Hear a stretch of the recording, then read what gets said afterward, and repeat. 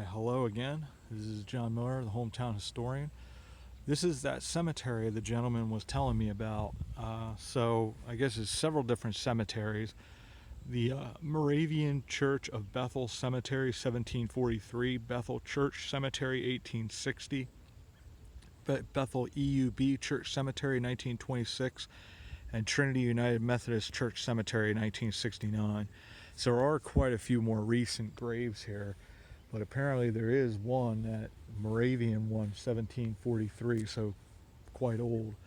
Around the little bit before, I believe you'd say, the French and Indian War. So, but yeah. So I'm not going to spend a whole lot of time going over some of the newer graves. I want to check out the back part, which would be the oldest Moravian churchyard. And I assume that maybe at one point there was a church that had been here on the property here. And with a lot of these places, sometimes a lot of graves are unmarked, or the stones are gone, so there's actually quite a few more people buried here. There's sections where you'll see an open section in a cemetery, and those are actually, a lot of them were like field stones. Some people had said also there, sometimes when you have these older stones, like the field stones, they were potentially slaves or even Indians. So I have a lot to learn yet about these cemeteries, what the different stones mean and all that. This one looks pretty old.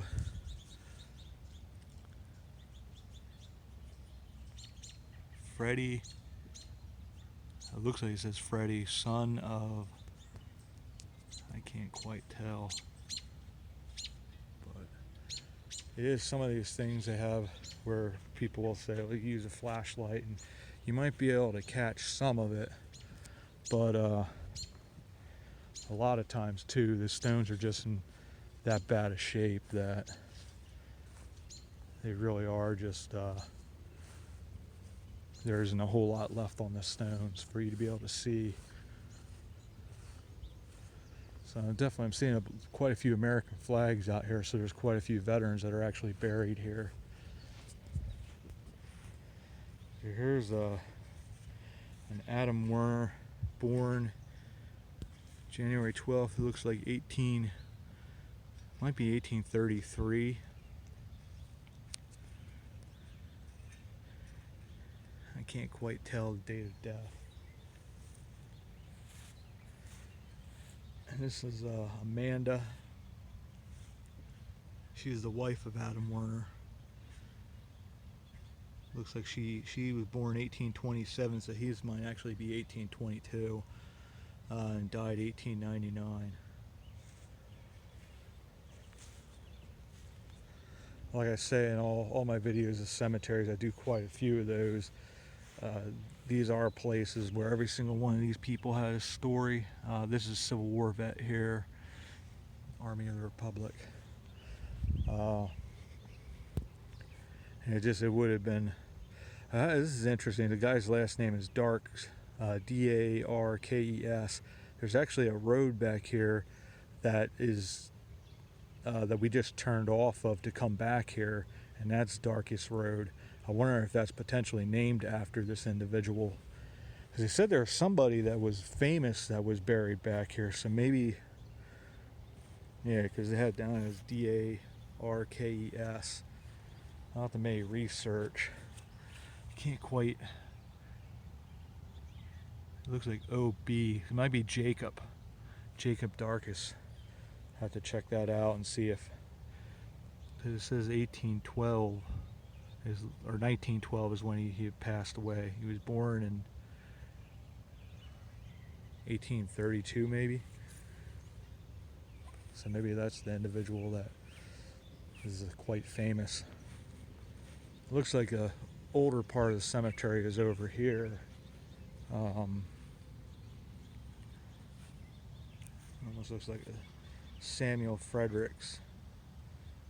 1833. He was born 1878. He passed away. And look at these. These are pretty neat. These are actually, you can actually read them. Number of Sadisons. I have out in William, son of Samuel and Sarah Sadison. Clara, it looks like that would be daughter of Samuel and Sarah Sadison, and Simon's son. This is a shame here. Like, this is one of those where they didn't live very long. He was born Simon was born January 5th, 1876. Lived to 1877, so a little over a year and a half. Clara was born February 14th, 1878, passed away November 30th, 1878.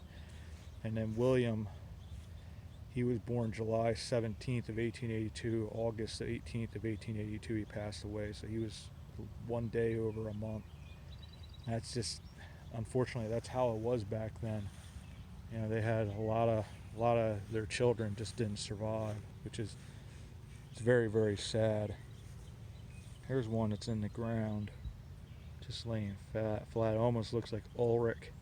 And they said in this is across, like, the Blue Mountains go on the one side, which would be the north side of Monroe Valley. And on this side, this is just over the small mountain range. But primarily, it sounds like a lot of the people that emigrated here were German immigrants. So Ulrich would be a all too common name. This looks almost like it's got some German script on it. It's not really legible, but the one date almost looks like 1797, like born, and they died in 1865. But it does have that sort of German script to it. Let's go over and look. I think we didn't look at these. This is weavers.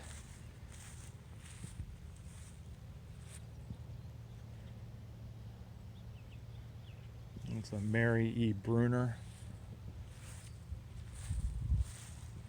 There's another one. There's some of these, I guess they're children, 6 years old. And this one was not quite 7, maybe 6.5. But Harvey and Daisy, the daughter and son of John and Adeline Weaver. Here is John Batdorf, 1837 to 1921. He was a private, and that would have been Civil War. And there's John Weaver and Adeline Weaver. She lived in 1943, he lived in 1931.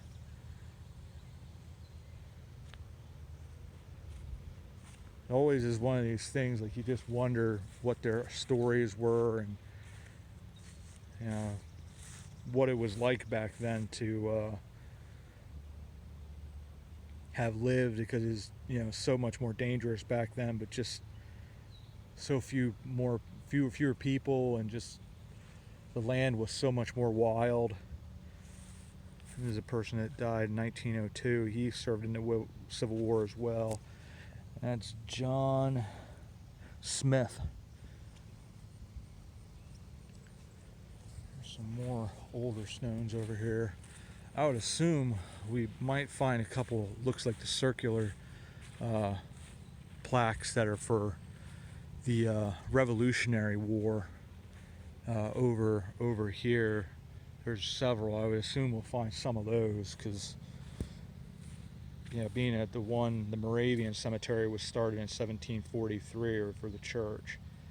There's another one of those that has a very German. And these stones, one thing I've noticed is the stones that have sort of this were very much like a Revolutionary War type period. That seemed to be a pretty popular stone that they had back then.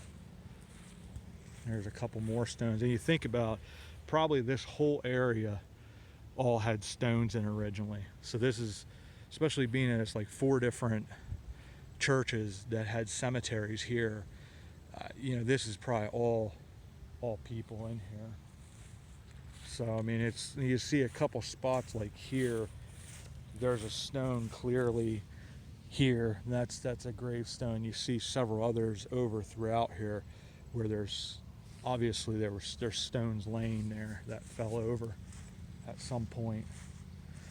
And this is Revolutionary War veteran right here. Unfortunately, there's nothing there on the stone anymore.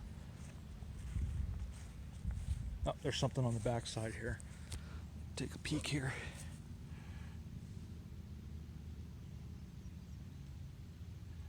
Yeah, I can't. It's definitely, there's a little, 1727 they were born.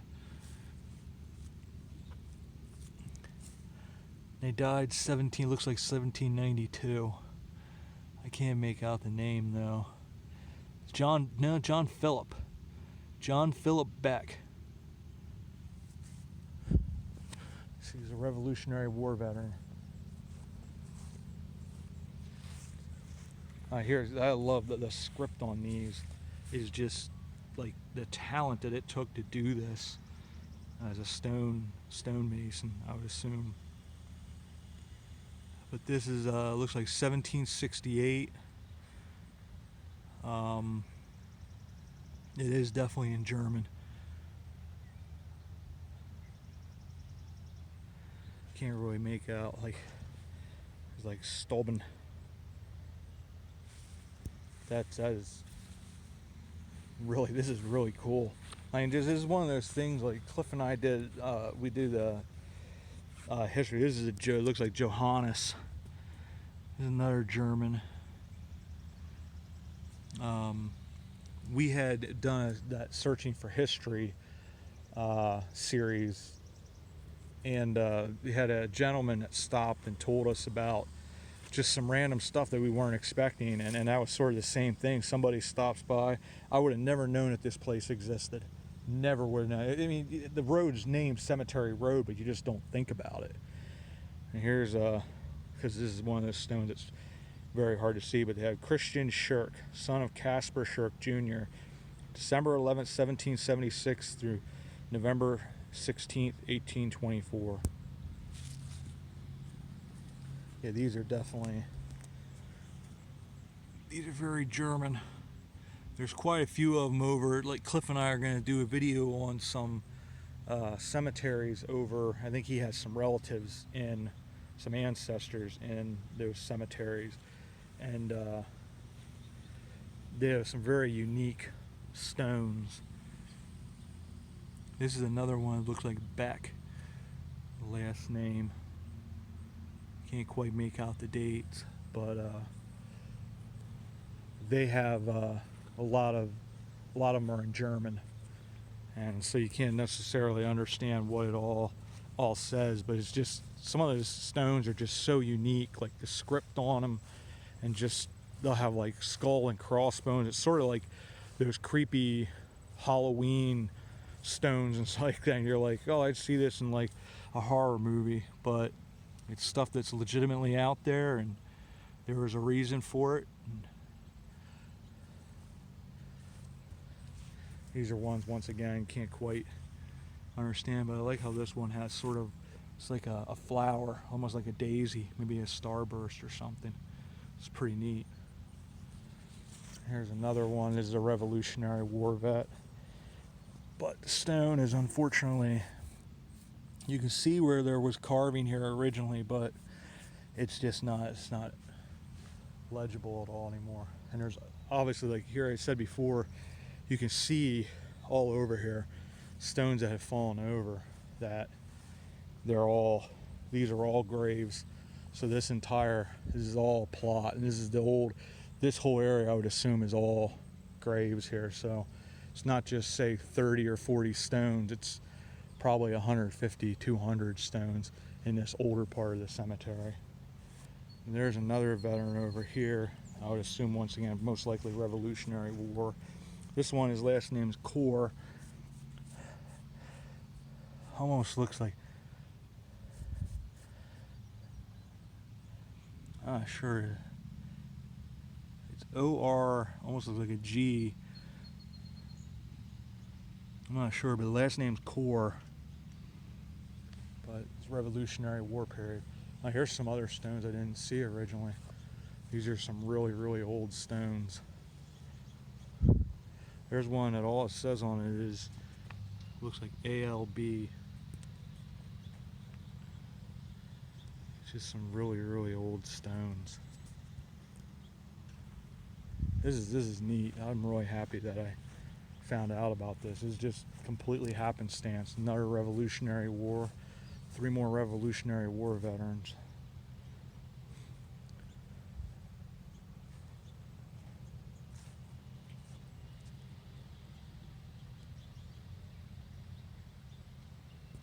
It's funny too, because sometimes, like Cliff had said about this being, this is, I wonder if this is somebody that's somebody in Cliff's. Yeah, sorry about my finger. That finger always gets in there. It's a wife of Elizabeth Fisher, wife of David Zeller. That might be somebody born 1829, died 1896. That's interesting. You never know. It might be somebody that is a relative of his, an ancestor. And the Fisher name, there's actually the road that goes from Lickdale into Indiantown Gap is Fisher Avenue. So you sort of wonder if the Fisher family was prevalent, and that's another one, like the Darkest, the Jacob Darks, or Darkest, however you pronounce that. These are once again stones that are just, can't really distinguish what they say. You might see some dates here, like that looks like 1798 they were born, passed away 1859. So, but yeah, this is one of those things that you just, out of nowhere, somebody says, hey, by the way, here's another really cool piece of history, when you're over at the Monroe Valley Chapel. So yeah, so this is another neat cemetery. It's several different churches, cemeteries over the years, some obviously far more recent. But the oldest one's 1743, so it's like 200 and almost 280 years old. That's impressive. So, all right, cool. Well, I think we're gonna go over to the Fort Swaterra monument next, just so you guys can see that. There isn't a whole lot there. I mean, this Fort Swaterra fort is no longer in existence. Maybe there's something there, but you can't go back there because it's private property. But they do have the monument, and we'll talk about that next. So we will see you again in a little bit. See you about town.